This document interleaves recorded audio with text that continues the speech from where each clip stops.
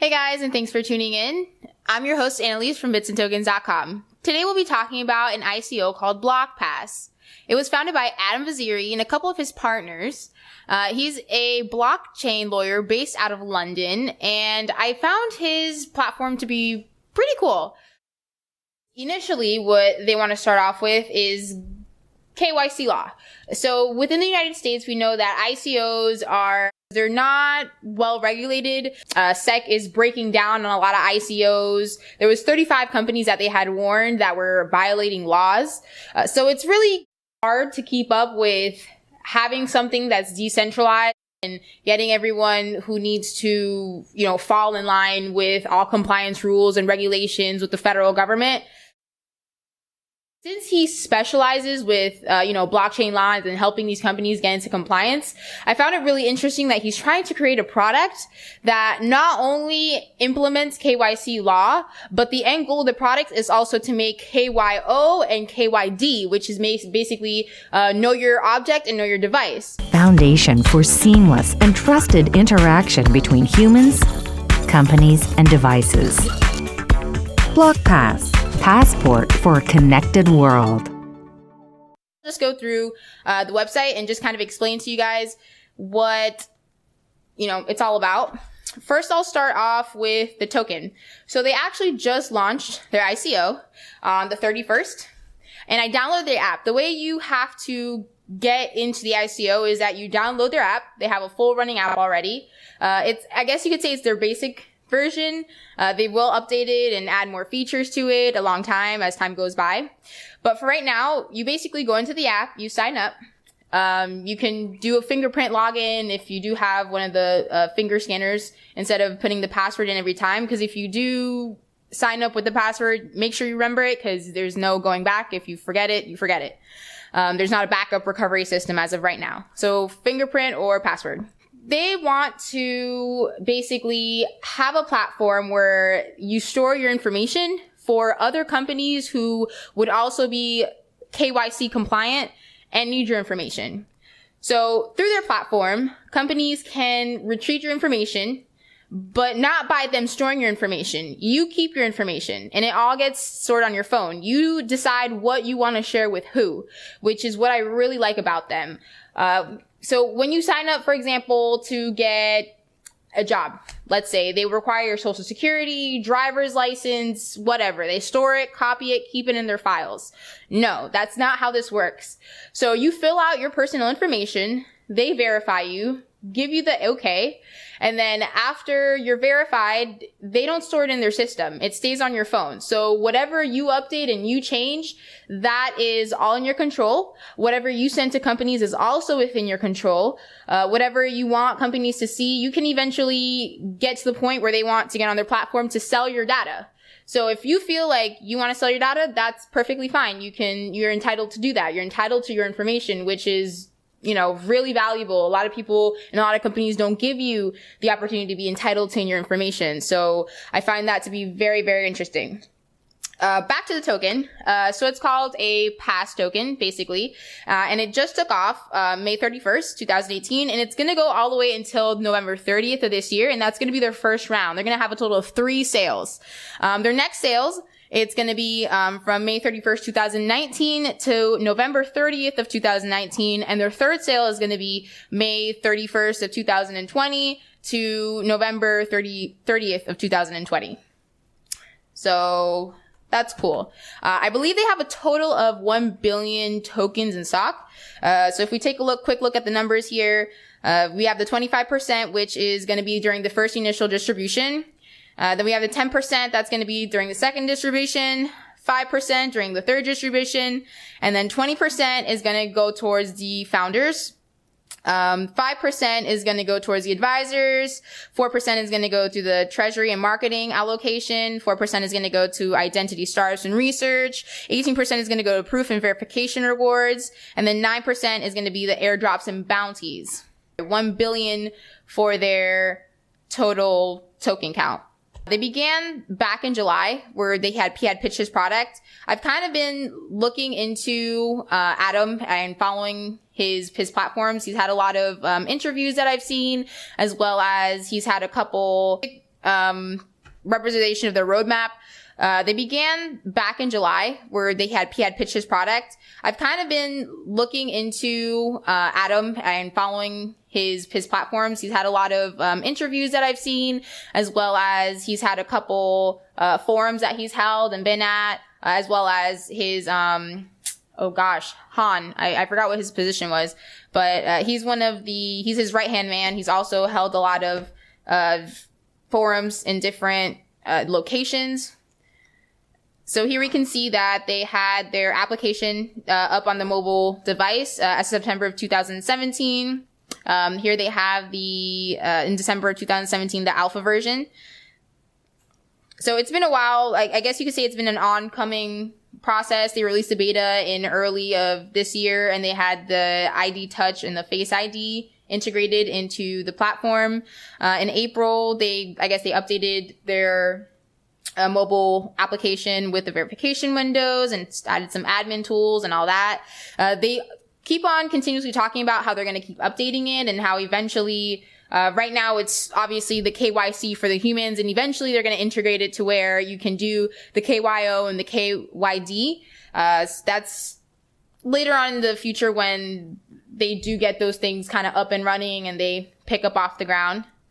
So right now you can download it on either Apple Store, or you can download it from the Google Play Store. I have mine from the Google Play Store. So they don't directly distribute their coins, which is also something that's kind of neat. They have official distributors that do it for them. You can also register to be a distributor, if I'm not mistaken. I've read that, I think, somewhere maybe in the white papers.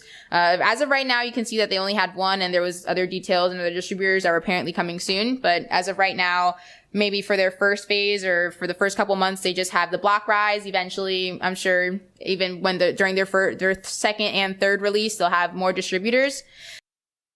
They're going to be activated by the 30th of June through the mobile application. As of right now, they have 2 places where you can trade the PASS token, which is going to be their official exchanges. Here we see Like and HitBTC. And as of the 31st of July, you can trade them. So that's pretty cool. Next, let's take a look at their white papers. A lot of compliance that has to do with KYC. Companies spend millions and millions and millions of dollars every year just to be compliant. So having a product and having a great idea is awesome and all, but when it comes down to business, what does your product have to offer? What's the, I guess you could say, competition behind it? What's your market? Who's your target? All these things are very important to keep the business afloat. Obviously, they need to have a clientele, and they need to have somebody who they can offer this product to. Well, not only can they offer this product to you by having, a platform eventually, where, people can trade and exchange their tokens on the app and things like that, as well as be able to verify and be KYC compliant with other companies.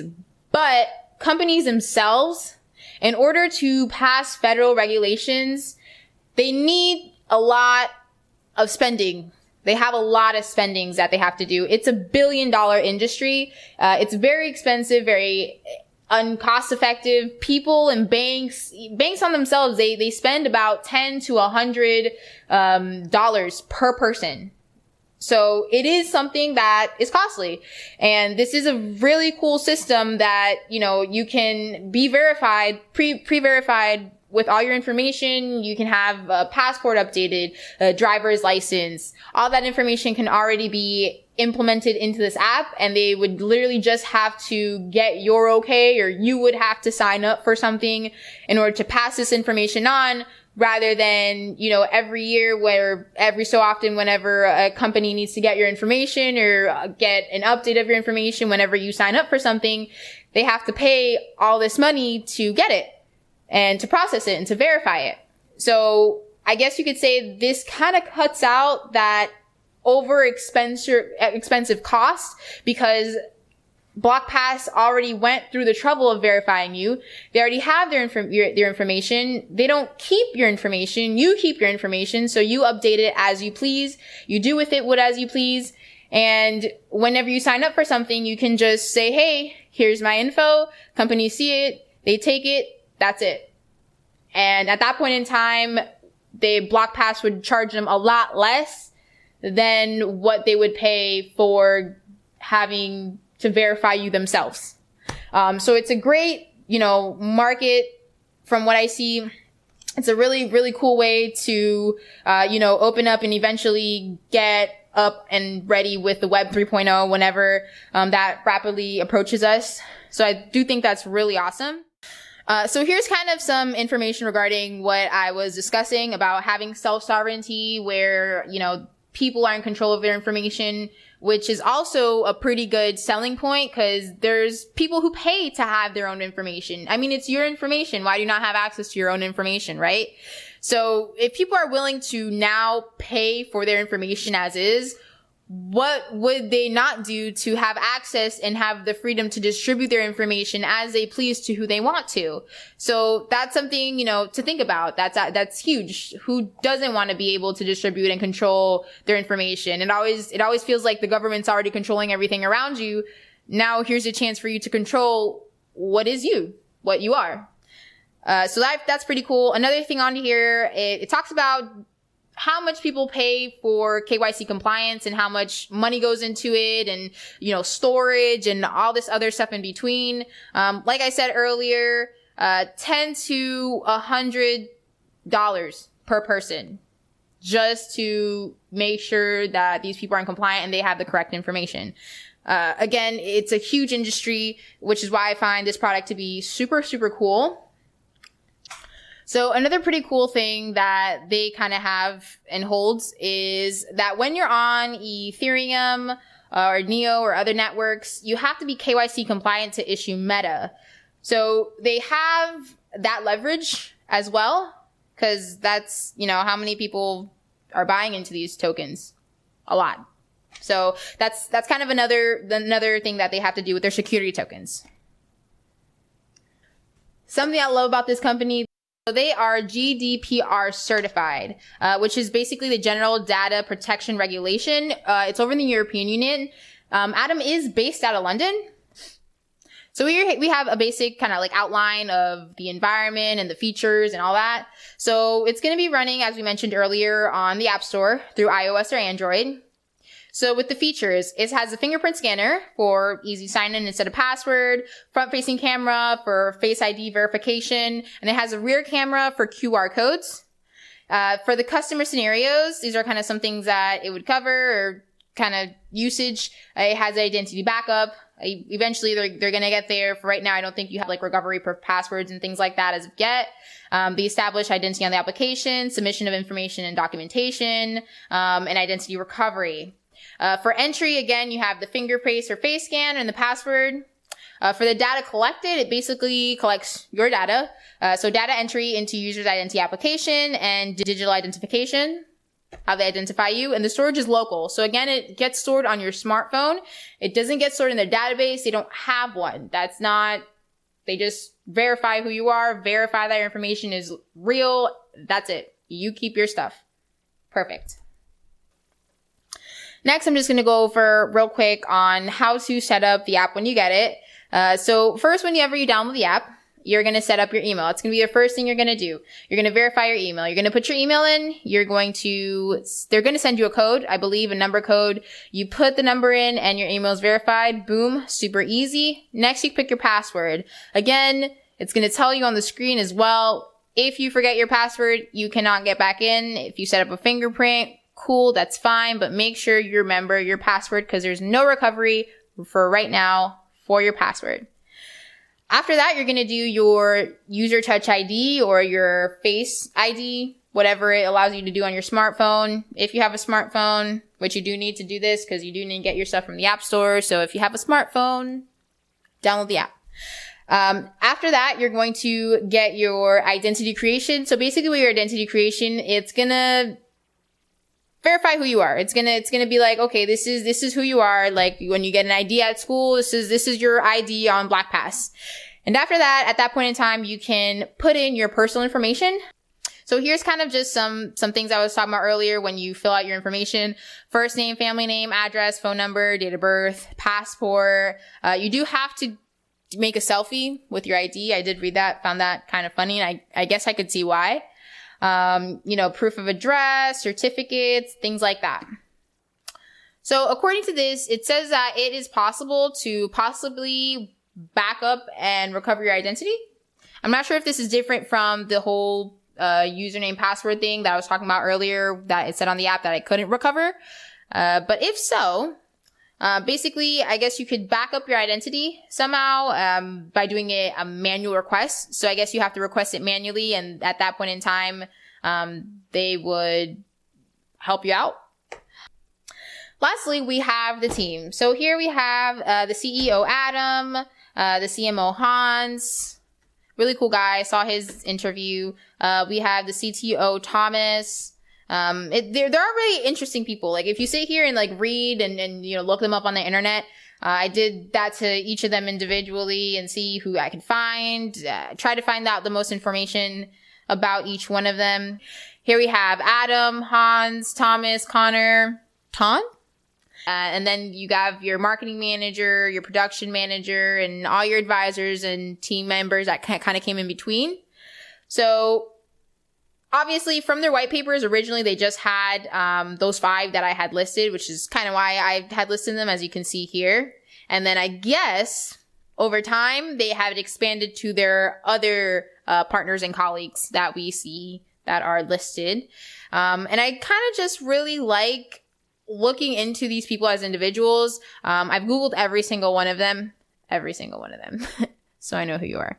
And I just kind of like to see that they have a place in society. I like to see that they're active in the community. I like to see the reliability. Just based off Adam, he's pretty cool. He's pretty reliable. I seen Hans. He's pretty cool. He's pretty reliable.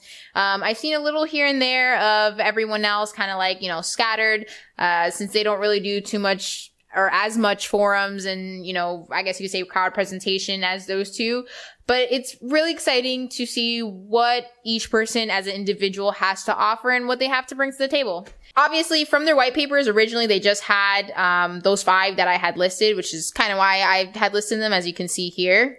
And then I guess over time, they have expanded to their other partners and colleagues that we see that are listed. And I kind of just really like looking into these people as individuals. I've Googled every single one of them.